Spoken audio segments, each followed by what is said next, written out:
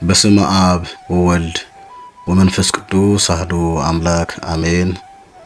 በክርስቶስ ክርስቲያን በወልድ ወልደ እግዚአብሔር በመንፈስ ቅዱስ መንፈሳውያን የተሰኛችሁ የክርስቶስ ቤተሰቦች የእናታችን የቅድስተ ቅዱሳን የንጽሕተ ንጹሐን የድንግል ማርያም የአስራት ያደራ ልጆች የቅዱሳን መላእክት ጻድቃን ሰማዕታት ወዳጆች በወደደን ባፈቀረን እስከ ሞትም ድረስ ደርሶ አባታዊ ፍቅሩን በቀራንዮ አደባባይ ላይ በገለጸልን በአምላካችን በመድኃኒታችን በኢየሱስ ክርስቶስ ፍጹም ሰላምታ ሰላም እላችኋለሁ። እንደምን ቆያችሁ? እንደምን ሰነበታችሁ? አሜን። ዓመታትን በወራት ወራትን በሳምንታት ሳምንታትን ደግሞ በቀናት እያፈራረቀ በቸርነቱ በምሕረቱ በይቅርታውና በመግቦቱ ያልተለየን የቅዱሳን አባቶቻችን አምላክ ቅዱስ እግዚአብሔር ስለማይነገር ስጦታ ሁሉ ስሙ ለዘላለሙ የተመሰገነ ይሁን። እንኳን ለዘመነ ክረምት በሰላም በጤና አደረሰን አደረሳችሁ። በዚህ ዝግጅታችን አባቶቻችን ሊቃውንት ለወርሃ ክረምት እንዲስማማ ካዘጋጁት ከዳዊት መዝሙር ምስባኩንና እንደዚሁም በቅዳሴ ጊዜ የሚነበበውን ቅዱስ ወንጌል የወንጌሉንም ማብራሪያ እንደየቅደም ተከተሉ ይቀርባል። እስከ ዝግጅታችን ፍጻሜ ድረስ እንድትቆዩና ይህ አገልግሎት ለብዙዎች ይደርስ ዘንድ ላይክ፣ ሼር በማድረግ እንድትደግፉ እያሳሰብኩኝ ቀጥታ ወደ ምስባኩ ወስዳችኋለሁ። ዘይገለብቦ ለሰማይ በደመና ወያስተሬሉ ክረምተ ለምድር ዘያበቁል ሳይረ ውስተ አድባር። ትርጉም ሰማይን በደመናት የሚሸፍን እርሱ ነው፣ ለምድርም ዝናብን ይሰጣል፣ በተራሮችም ላይ ሳርን ያበቅላል። መዝሙረ ዳዊት 147 ቁጥር 8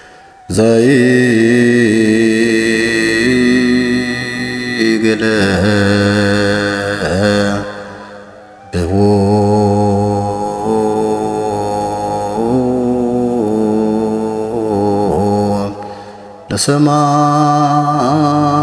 ለሰማይ በደመና ወያስተዴሉ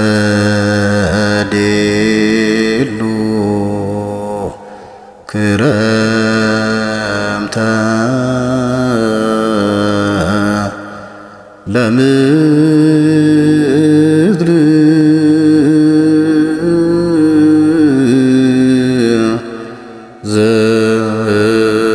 ዘያበቁል ሳይረ ውስተ አድባር።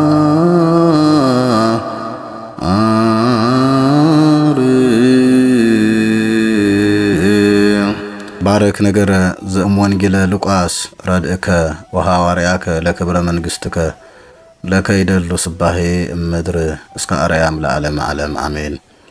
የቅዱስ ሉቃስ ወንጌል ምዕራፍ 8 ቁጥር 1። ከዚህም በኋላ እየሰበከና ስለ እግዚአብሔር መንግሥት የምስራች እየተናገረ በየከተማይቱ በየመንደሩም ያልፍ ነበር። 12ቱም ከእርሱ ጋር ነበሩ። ከክፉዎች መናፍስትና ከደዌም ተፈውሰው የነበሩ አንዳንድ ሴቶች፣ እነርሱም 7 አጋንንት የወጡላት መግደላዊት የምትባል ማርያም፣ የሄሮድስ አዛዥ የኩዛ ሚስት ዮሐናም፣ ሶስናም፣ ብዙዎች ሌሎችም ሆነው በገንዘባቸው ያገለግሉት ነበር። ብዙ ሕዝብም በተሰበሰቡ ጊዜ ከከተማዎቹም ሁሉ ወደ እርሱ በመጡ ጊዜ በምሳሌ እንዲህ ሲል ተናገራቸው። ዘሪ ዘሩን ሊዘራ ወጣ። ሲዘራም አንዳንዱ በመንገድ ዳር ወደቀ፣ ተረገጠም፣ የሰማይ ወፎችም በሉት። ሌላውም በዓለት ላይ ወደቀ፣ በበቀለም ጊዜ እርጥበት ስላልነበረው ደረቀ። ሌላውም በእሾህ መካከል ወደቀ፣ እሾሁም አብሮ በቀለና አነቀው። ሌላውም በመልካም መሬት ላይ ወደቀ፣ በበቀለም ጊዜ 100 እጥፍ አፈራ። ይህን በተናገረ ጊዜ የሚሰማ ጆሮ ያለው ይስማ ብሎ ጮኸ። ደቀ መዛሙርቱም ይህ ምሳሌ ምንድን ነው ብለው ጠየቁት። እርሱም እንዲህ አለ፣ ለእናንተ የእግዚአብሔርን መንግሥት ምስጢር ማወቅ ተሰጥቷችኋል። እያዩ እንዳያዩ እየሰሙም እንዳያስተውሉ በምሳሌ ነው። ምሳሌው ይህ ነው። ዘሩ እግዚአብሔር ቃል ነው። በመንገድ ዳርም ያሉት የሚሰሙ ናቸው። ከዚህም በኋላም ዲያብሎስ ይመጣል፣ አምነውም እንዳይድኑ ቃሉን ከልባቸው ይወስዳል። በዓለትም ላይ ያሉት ሲሰሙ ቃሉን በደስታ የሚቀበሉ ናቸው። እነርሱም ለጊዜው ብቻ ያምናሉ እንጂ በፈተና ጊዜ የሚክዱ ስር የሌላቸው ናቸው። በእሾህ መካከልም የወደቀው እነዚህ የሚሰሙት ናቸው። መንገዳቸውንም ሄደው በሕይወት ዘመን በሐሳብና በባለጠግነት ምቾት ይታነቃሉ፣ ሙሉ ፍሬም አያፈሩም።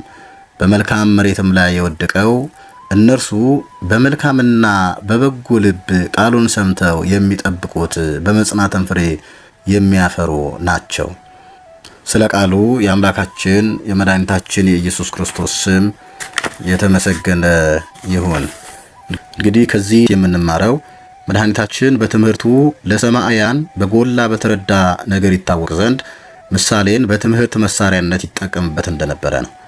በእርግጥም ልብ ስለሚነካው ምሳሌያዊ ትምህርቱ ዳዊት አስቀድሞ ዘምሮ ነበረ እንዲህ ሲል እከስት በምሳሌ አፉየ ወእነግር አምሳለ ዘእምትካት፣ አፌን በምሳሌ ከፍታለሁ ከቀድሞ የነበረውን ተምሳሌት እናገራለሁ ብሎ መዝሙር 77:2 ላይ በባህር አጠገብ ቆሞ ብዙ ሰዎች በተሰበሰቡበት የሚከተለውን ትምህርት አምላካችን መድኃኒታችን ኢየሱስ ክርስቶስ በምሳሌ አስተማረ። ቃሉን ከላይ እንደሰማ ነው። አንድ ገበሬ ዘር ሊዘራ ጀመረ። ዘሩም የተበጠረ የተንጠለጠለ ንጹህ ዘር ነበር።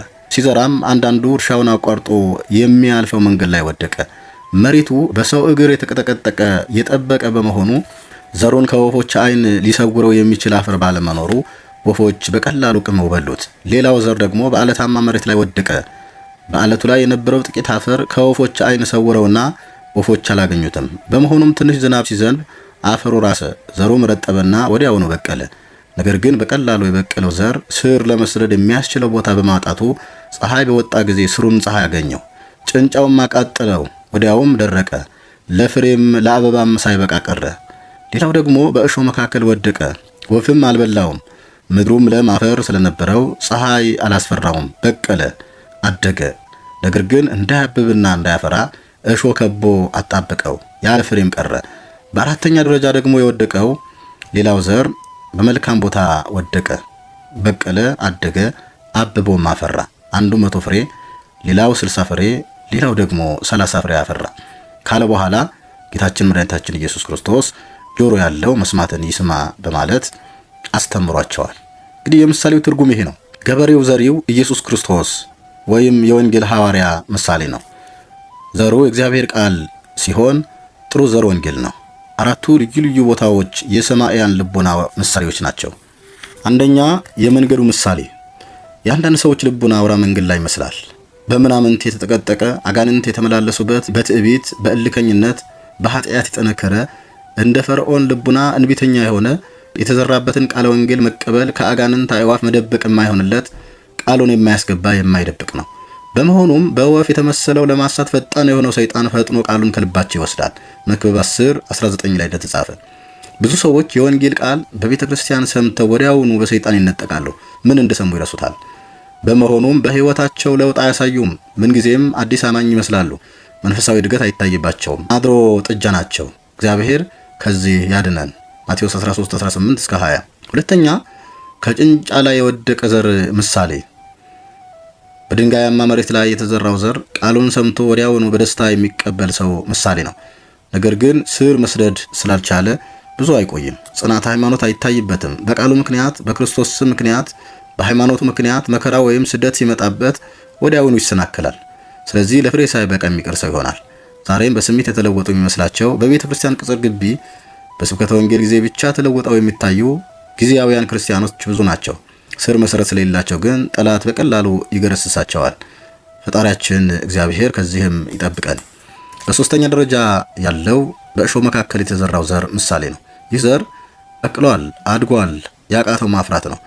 ምክንያቱም እሾህ ያዘው። አንድ ሰው ቃሉን ይሰማል፣ ወንጌሉም ይገባዋል፣ ለልቡም ይረዳዋል። ግን ለዓለማዊ ሐሳብ፣ ለባለጸግነት ስሜት፣ ለስጋ ክብርና ጥቅም በመገዛት ለቃሉ መታዘዝ ያቅተዋል። በመሆኑም በውስጡ ለእግዚአብሔር ሕግ በስጋውና በኑሮ ለስጋ በመገዛት ሁለት ጌታ እየገዛው ያለ ፍሬ ይኖራል። ይህንም ጌታ በእሾህ መካከል የተዘራው ዘር ቃሉን ሰምቶ በዚህ ዓለም በመጨነቅና በብልጽግና ሐሳብ በመታለል ታንቆ ለፍሬ ያልበቃ ሰውን ይመስላል ብሎ ተርጉሞታል። በአራተኛ ደረጃ ላይ ያለው ግን በመልካም ፍሬ የተዘራው ዘር ምሳሌ ነው። ይህ ቃሉን የሰማ እየታዘዘ የኖረበት ዋጋ ያገኘበት ሰው ምሳሌ ነው። ይህ ሰው የጠፋውን ዘር ሊተካ በሚችል ሁኔታ አፍርቷል። ፍሬውም ግሩም ሆኗል። ወንጌል እንዳለ በጥሩ መሬት ላይ የተዘራው ዘር ግን ቃሉን ሰምቶ የሚያስተውለውን ሰው ይመስላል። በእርግጥም ፍሬ ያፈራል። አንዱ 100፣ አንዱም 60፣ አንዱም 30 ፍሬ ሰጠ።